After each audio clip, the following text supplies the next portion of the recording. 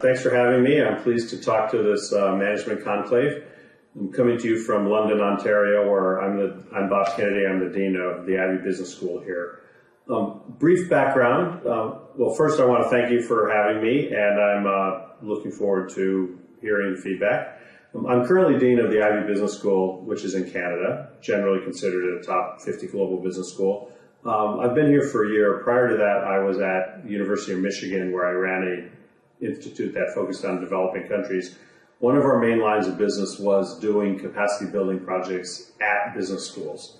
So over the last 10 years, I've done 23 very significant projects, multi-year projects in developing countries. If you look at the third slide in the deck, you'll see we did a set of projects in what I'd call low development countries, places like Kazakhstan, Liberia, Rwanda. We actually ran a school in Rwanda for the government for 5 years. Those schools are generally not at the level of development of the typical Indian business school, but also we did a whole set of projects in places that I'd consider medium development, places like Algeria, Jordan, the Philippines, Russia, and South Africa. And in each of those countries, there are some relatively strong schools and there are some schools that are really struggling, but I think that experience is much more relevant to what we might see in India.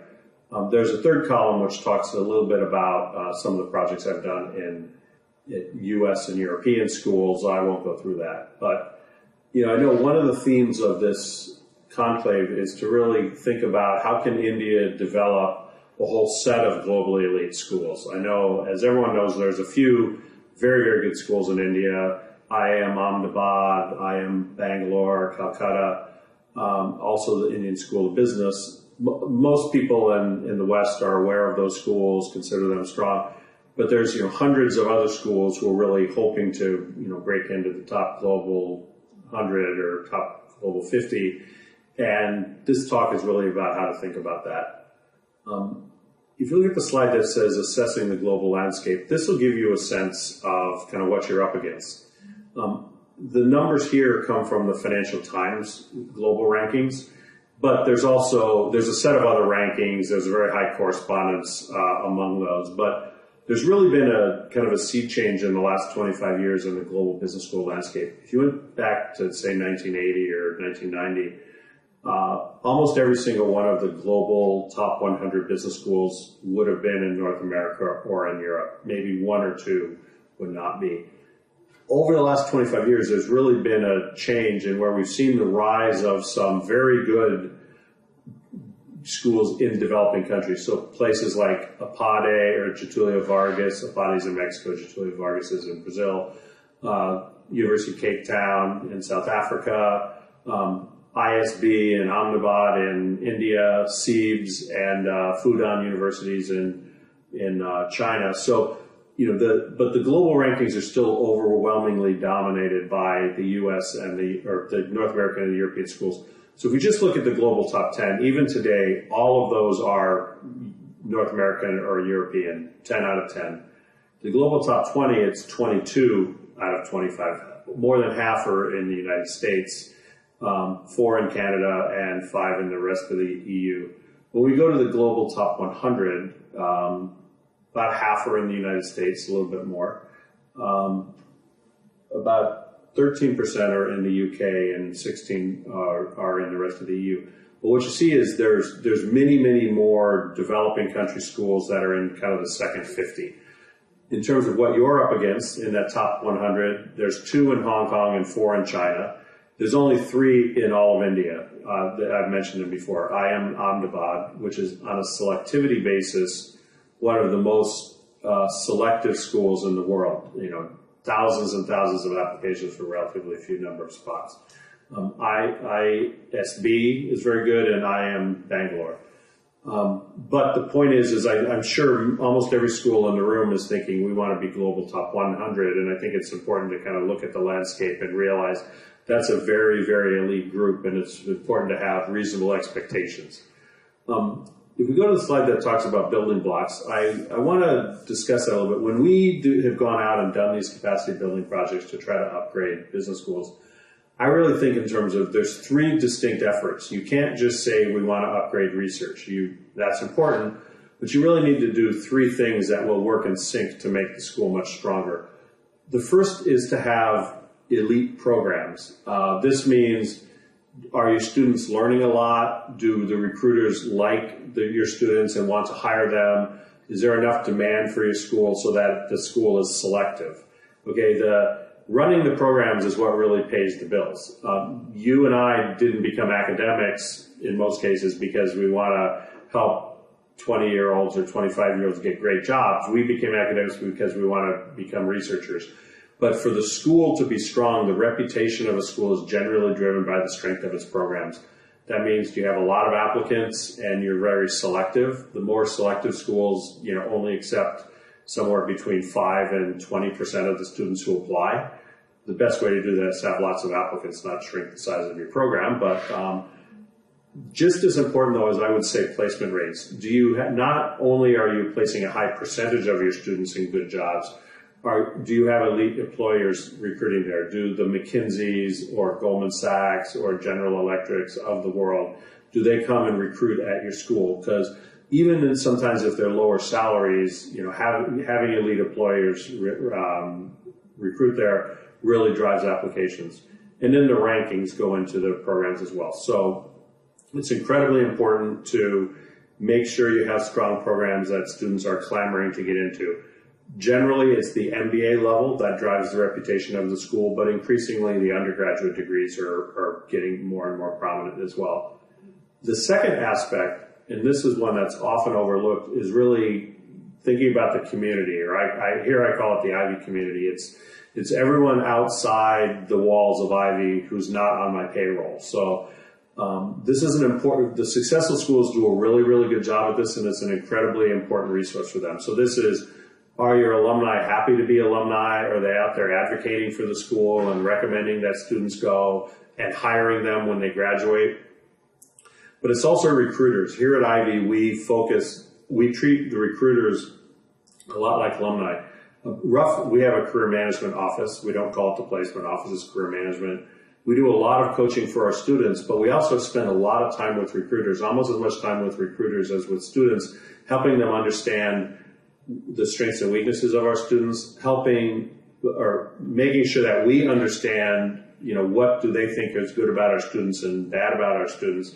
And we feed that back into the programs to kind of adjust the curriculum in some cases. If they need more analytics or they need more IT, there's two-way communication there. And then there's also philanthropy and corporate support. But the strongest schools, when you think of schools like Harvard and Wharton and INSEAD or ESA, those schools all have an incredibly strong community outside the building, and that's almost as important as the strength of the faculty. And then the third leg of the stool is the knowledge creation side. This is, are you hiring strong academics who are publishing in academic journals? Almost everyone has that on their agenda. I think it's really important to have, people who are publishing in A journals. But I think, again, the schools that are outside the top 100 and striving to upgrade, it's really important that they also put value on things like practitioner journals. This would be things like Harvard Business Review or Stanford Social Innovation Review, or books and cases that are accessible to practitioners. You probably wouldn't award tenure for those types of things, but the examples of people who've really changed the trajectory of a school are actually people who do high impact practitioner work. So think about Michael Porter or C.K. Prahalad, who was a friend of mine at Michigan before he passed away, or Kotler at Northwestern. Those people's reputation came because they did real work that was really accessible to managers, and then that fed back into the strength of the school. So you need strong academics, but it's also important to put some weight on the idea of you're doing work that's accessible to the business community. And then there's really an underexploited thing, which is if you can go out to the either philanthropists or the business community and establish some institutes and centers, those can be a catalyst for getting groups of faculty to work together and to build a reputation. So, for example, when I was at Michigan, I ran a big center on developing countries. It was called the William Davidson Institute. We did a lot of work on base of the pyramid, a lot of work on the business side of healthcare. we had the capacity there to hold convenings and conferences, to host visiting scholars. And if you can, it's a way for the community to engage and support a specific initiative on a certain topic, and it's a focal point for a lot of that kind of work. So the key to kind of systematically upgrading the school is to have strong programs, have a strong external community, and do the knowledge creation. And when I see schools get off track, it's usually because they make one of two types of mistakes. Either they excessively focus on just the narrow academic research. Academic research is incredibly important. You don't want to be thought of as just a teaching school, but it's a little bit of there can be a little bit of a winner's curse there. If you're a school in the developing country and you get a great academic who starts publishing in the American Economic Review or the Academy Management Review, maybe you're going to keep them, but there's a good chance those people are going to get scooped up by some global school who has more money and is in a richer country. So it's important to have a certain amount of people like that, but you can't make that your sole criteria. You need to spend a lot of time thinking about the programs in the community as well as the practitioner research. Also, there's in many cases an overemphasis on either institutional partnerships or student exchange programs. Those are not a bad thing to do, but having a lot of student exchange programs doesn't make you a global school, okay? Those are easy to sign. I particularly see this in China. There's a couple of schools, you walk in and near the entrance, they have a list of their global partners, and there's more than 100, right? Which means each one doesn't actually mean anything. And then the last one I'll say is that there's really sometimes an excessive focus on becoming a top 50 or a top 100 school. There's nothing wrong with high aspirations, but there's about 13,000 business schools in the United States, in the world. Less than 1% of them are going to be in the top 100. And if you obsessively focus on that, you're just setting yourself up for failure. A much more realistic thing is to say, we want to increase, every 5 years our goal is to increase our rankings by 10%. So if you're if you're in the 900 range, you should be looking to get to the 800 range or something like that. In terms of other common misfires, I often see like an insufficient focus on a couple of things. One is appropriate research outlets. American Economic Review and the Journal of Political Economy are great. If you have people who can do that, I encourage you. But you don't want people, shooting at a target they're never going to hit. There's a lot of either specialty journals, practitioner journals, or regional journals that they have high standards, they're peer reviewed, and those are appropriate outlets in many cases. Second is you don't want to have so much focus on research that you neglect program and course design. As I said on the previous slide, having strong programs is probably at least as important in the long run as having top quality researchers. But when there's too much focus on the research side, a lot of times they just offload the teaching to either adjuncts or the non-research active, and you need people who can integrate those. And as I said before, the practitioner knowledge and the building the community are really important. So when I've gone out and done these various capacity building projects in the past, we usually have kind of it's a 5-part framework. It consists of the first focus is faculty, and that's both on the research side. We make sure that we're hooking people up, partnering people with world-class researchers. Sometimes it's in kind of an apprenticeship role. Sometimes it's in a co-authorship role.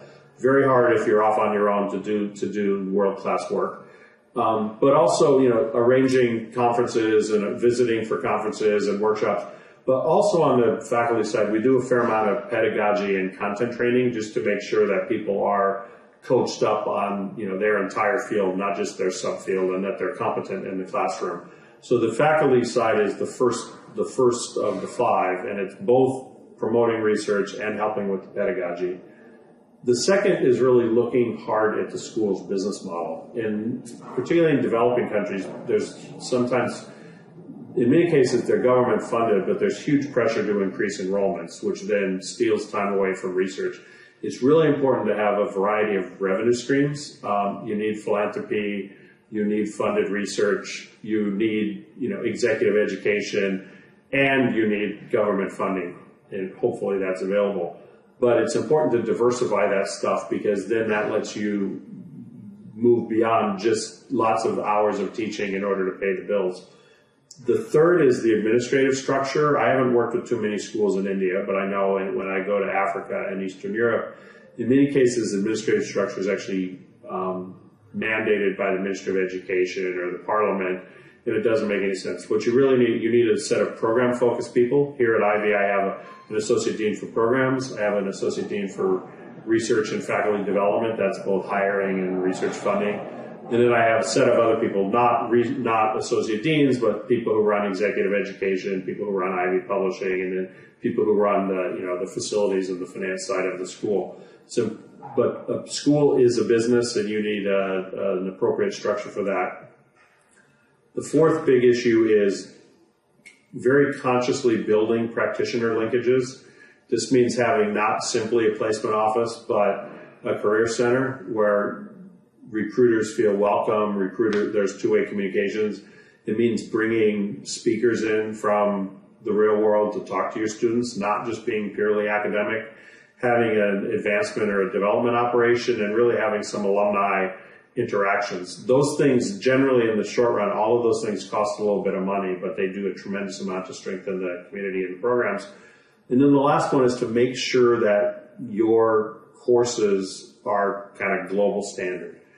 My perception is this is much less of an issue in India, but in many parts of Africa, particularly the former French colonies, the course material they teach is incredibly academic. Okay, it's very boring lectures, and it's all theory, and it doesn't connect to the real world at all. And each of you needs to look at kind of your curriculum and say, are you imparting and teaching skills that are going to be practical in the real world? And if you're not doing that, there's a lot of ways to get from here to there. So if we go to the last slide, and I just want to wrap up, to summarize, the best way to upgrade your school to kind of make your school jump 10 or 20% in the global rankings is to focus on creating a balanced portfolio. You want to promote research, but not to the exclusion of programs and not to the exclusion of community. You might be able to make a big win if you hire a great researcher, but that's not going to be sustainable unless you have the other pieces in place. So it's much better to kind of pace yourself and push all three of these things forward in harmony than it is to obsessively focus on the research side. Second is to have realistic expectations. If you set out a goal that you'd like to jump 10% every 5 or 10 years, that's pretty reasonable. There's almost no turnover among the top 50 schools. I mean, they shuffle around a little bit there, but there's only a handful of schools that have entered the global top 50 in the last 20 years. And then third is you should really think about identifying a niche in which you can succeed. I know many schools like to play the game, I call it the University of Chicago game, which is let's hire Nobel laureates and publish only in A economics journals. And you know what? The University of Chicago is really, really good at that game. And if you try to play it, you're not going to win, right? So what you should, the fact that you're in India, you should think about, are there locally relevant topics you can specialize in? Or can you set up collaborations with people at other schools to either focus on, Indian economic development or agriculture or IT or manufacturing, where you can, what you can bring to the partnership is the Indian context? Or, each of you need to specialize. Some people can be innovation oriented, some schools can be ag oriented, some can be policy oriented. But if you all try to play exactly the same game, it ends up being a zero-sum game. So I've enjoyed this opportunity to talk with you. I get to India a couple times every year. I'm happy to kind of follow up one-on-one if you have more interest in this. And in the meantime, I wish you a very successful conclave and look forward to working with you in the future. Thank you.